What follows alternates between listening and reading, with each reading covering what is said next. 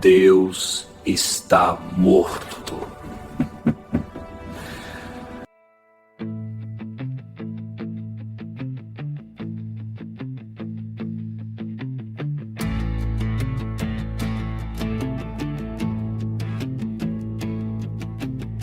O louco grita na praça vazia,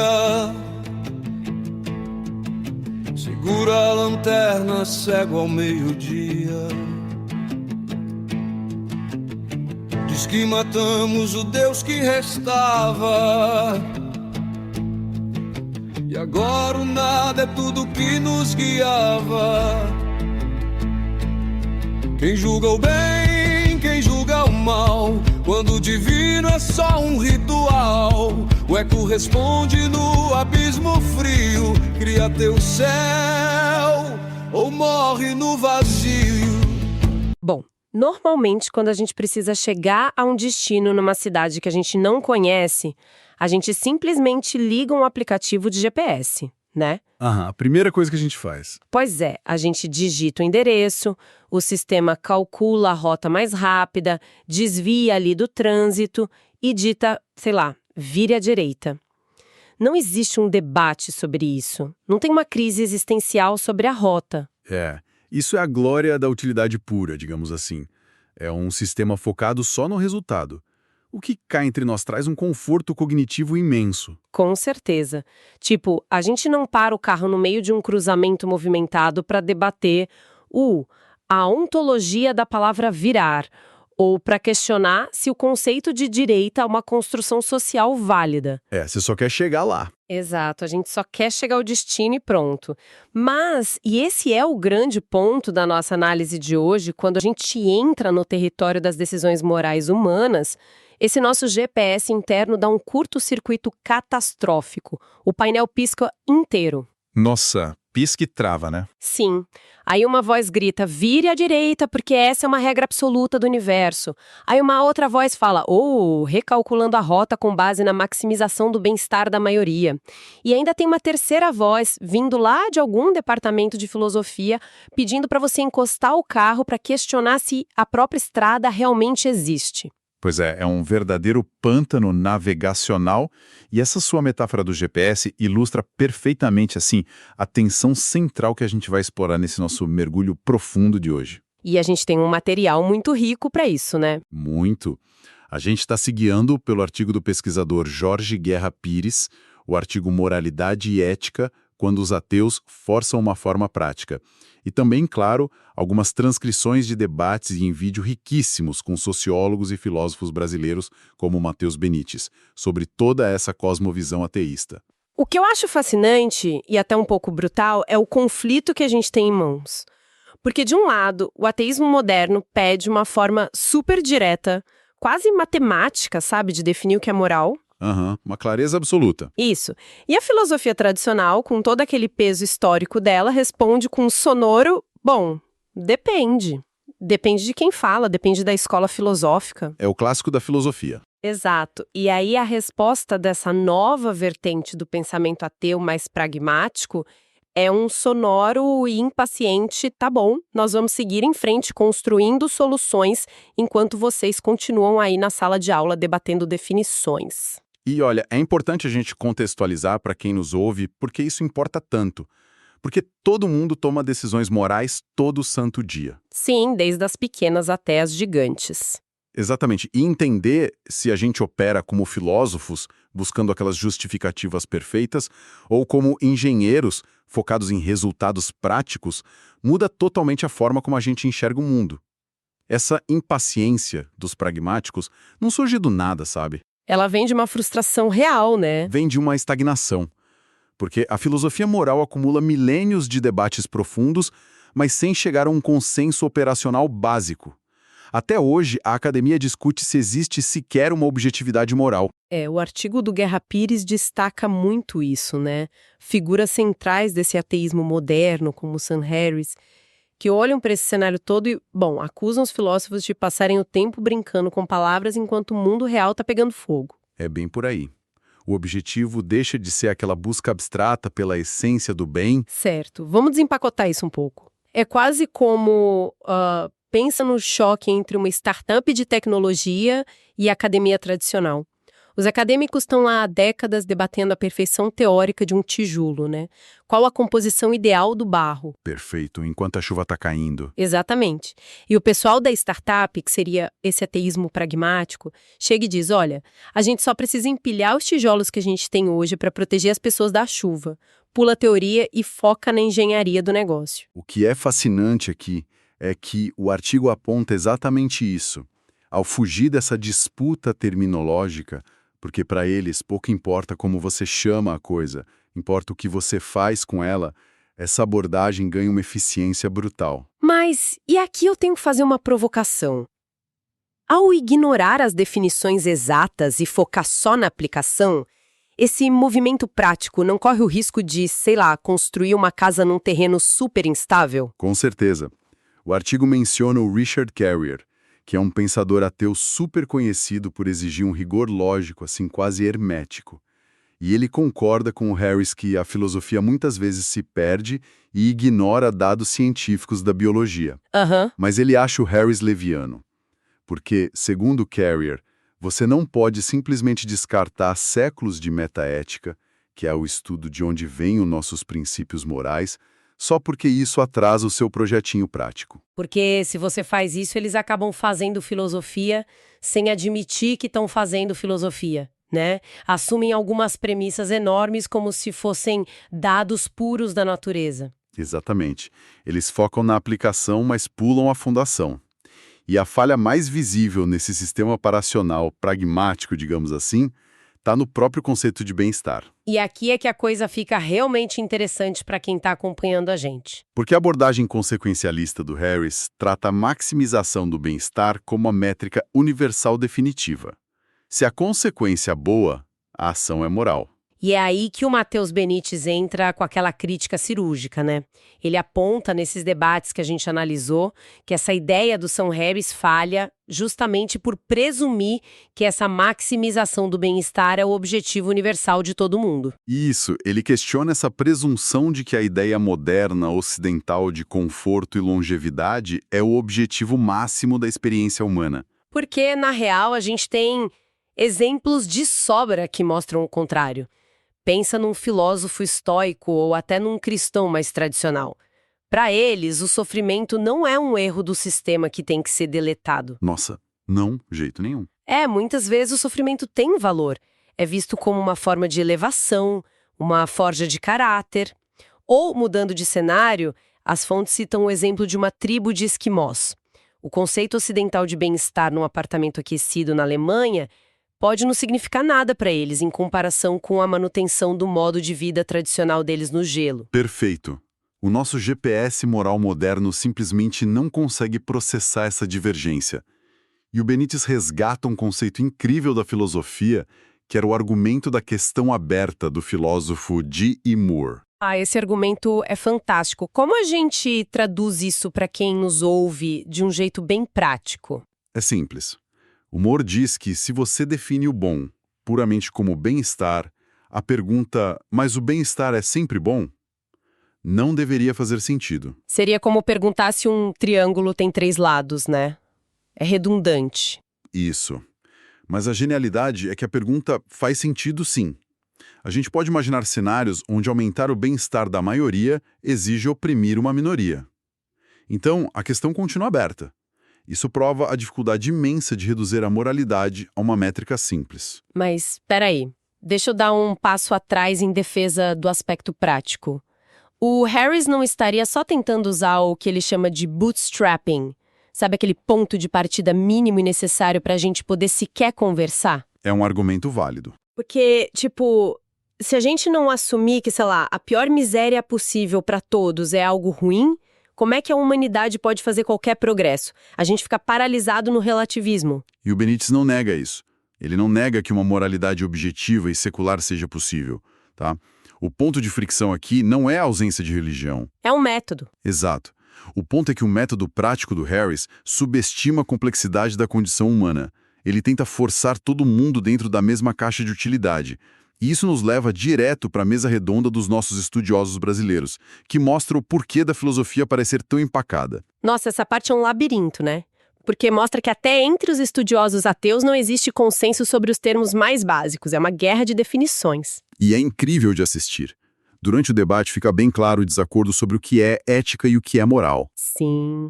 Tem um debatedor, o chileno, que argumenta, baseado em filósofos conhecidos aqui no Brasil como o Clóvis de Barros Filho e o Cortella, que a ética é coletiva, são os acordos da sociedade, e a moral seria a esfera particular, o foro íntimo. E faz sentido, é uma visão super popular. Só que, logo em seguida, o sociólogo Ricardo Cortes Lopes intervém e simplesmente inverte tudo. Totalmente. Ele usa a sociologia do Émile Durkheim para dizer que a moral é o padrão de julgamento coletivo e histórico, e a ética seria a discussão individual sobre o que é justo. Olha o nó na cabeça. É muito louco. Se a gente conectar isso com o panorama geral, é tipo, imagina dois especialistas tentando desarmar uma bomba. Aí um grita, corta o fio vermelho, que é a moral, e o outro diz, não, a sociologia diz que a moral é o azul, o vermelho é a ética. Excelente analogia. E a bomba lá, tic-taqueando. Sim, fica muito óbvio porque a tal virada prática que o artigo menciona prefere simplesmente ignorar os rótulos. Eles preferem só cortar o fio que para o relógio e focar na consequência das ações, em vez de ficar debatendo o nome da cor. E, sendo bem imparcial, esse labirinto semântico valida muito a tese principal do artigo do Guerra Pires. A academia gasta tanto tempo definindo se a moral é individual ou coletiva, que acaba gerando o que ele chama de ciência negativa. Que é aquela coisa de só destruir as teorias dos outros sem construir nada, né? Exatamente. Destroem as teorias, apontam falhas, mas não entregam um modelo viável para ajudar as pessoas a tomarem decisões no mundo real. E no fim das contas, a gente precisa tomar decisões. E, saindo um pouco da teoria, as fontes também abordam como essas visões moldam as leis e os comportamentos na nossa sociedade atual. É aí que o pneu toca o asfalto. E toca com força. As fontes trazem aquele clássico dilema do bonde, né? Um trem desgovernado, você pode puxar a alavanca e matar uma pessoa para salvar 5. E a diferença de abordagem é brutal. A ética utilitarista e secular lida com isso fazendo a matemática. Salvar 5 justifica o sacrifício de 1. O foco é a redução do sofrimento. Já uma ética religiosa, baseada em absolutos, tipo o não matarás, proibiria puxar a alavanca, porque a ação de tirar uma vida é errada em si mesma, independente da matemática. E claro, o material que a gente analisou explora temas bem polarizadores, como o debate sobre o aborto, sempre ilustrando essas duas frentes. E vale ressaltar para quem nos ouve que a gente está aqui mantendo total neutralidade, apenas relatando o que as fontes mapeiam sobre essas correntes de pensamento, tá? Com certeza. O que as fontes mostram é que, de um lado, você tem uma visão pragmática focada em consequências. Eles olham para dados empíricos, saúde da mulher, redução da pobreza. Tudo muito pautado no impacto real, na engenharia social que a gente falou. Isso. Do outro lado, a visão teológica absoluta se baseia numa premissa completamente diferente, a existência de uma alma imortal a partir da concepção. Então, nenhum cálculo utilitário consegue superar esse imperativo absoluto. São duas frequências de rádio que nunca vão se sintonizar. Mas tem uma coisa que o Benítez pontua nas fontes que responde àquela velha falácia de que, sem um livro sagrado, o ateu cometeria atrocidades. Essa é clássica. O pessoal adora usar isso. E o Benítez argumenta que a moralidade, na verdade, surge de primatas inteligentes deliberando para conseguirem viver em paz. Não precisa de um comando cósmico. É o contratualismo prático, né? Trazendo Kant para a conversa. Nós queremos viver em paz. E a história prova que a moralidade evolui na prática. As fontes citam a abolição da escravatura. Uma prática que outrora era aceita, inclusive em textos religiosos, e que a sociedade, através do debate prático, do secularismo e da empatia, entendeu como imoral. A gente atualizou o sistema. O que levanta uma questão super importante para a gente ir amarrando. No fundo, o artigo do Guerra Pires mostra que a preferência por esses modelos pragmáticos oferece muita clareza num mundo muito complexo. Mas o religioso e o ateu buscam o mesmo objetivo. Um parâmetro que nos diga como agir. Então, o que tudo isso significa pra gente? Recomeçando a nossa rota. A gente viu a exaustão com debate filosófico sem fim, a gente passou pela proposta dessa engenharia moral pragmática do ateísmo, vimos as críticas de que isso pode ser simplista demais diante da diversidade humana e chegamos no impacto disso nas leis reais. E o artigo principal deixa a gente com uma reflexão final que é muito provocativa. Qual seria? Escolher a utilidade pura não elimina a necessidade de reflexão, ela só adia o problema.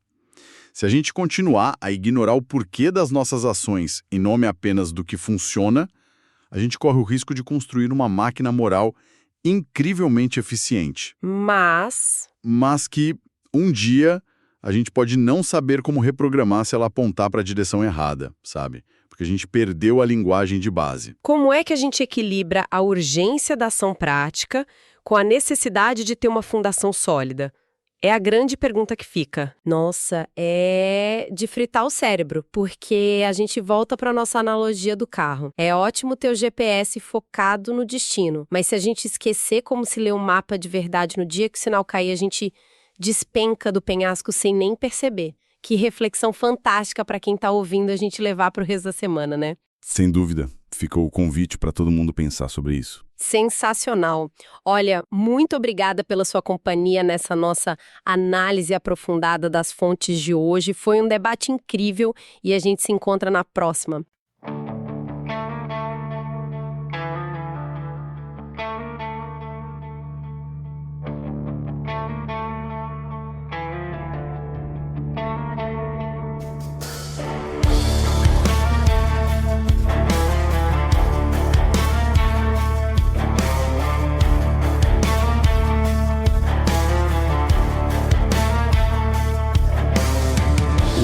Grita na praça vazia, segura a lanterna cego ao meio-dia. Diz que matamos o Deus que restava, e agora o nada é tudo que nos guiava. Quem julga o bem, quem julga o mal, quando o divino é só um ritual, o eco responde no abismo frio. Cria teu céu ou morre no vazio.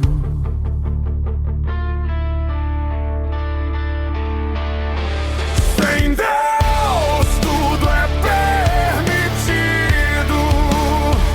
mas o abismo é tão bonito. A liberdade corta fundo quando o sentido deixa o mundo.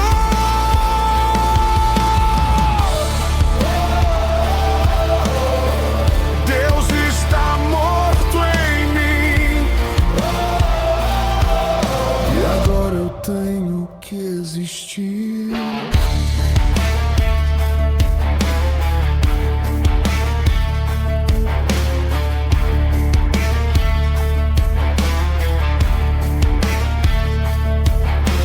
Zaratustra ri do alto da dor, Ivan afoga a culpa no amor.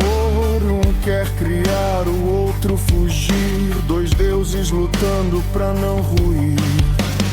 Entre a fé e a criação arde o fogo da razão. Se tudo é permitido, então sou Deus ou só negação?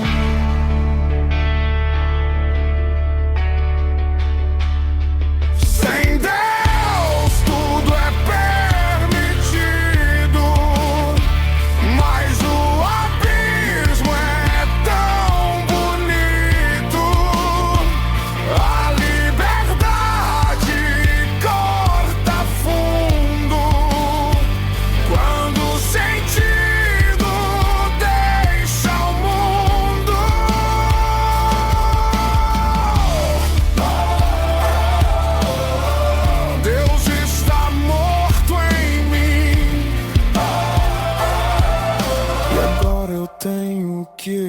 existir.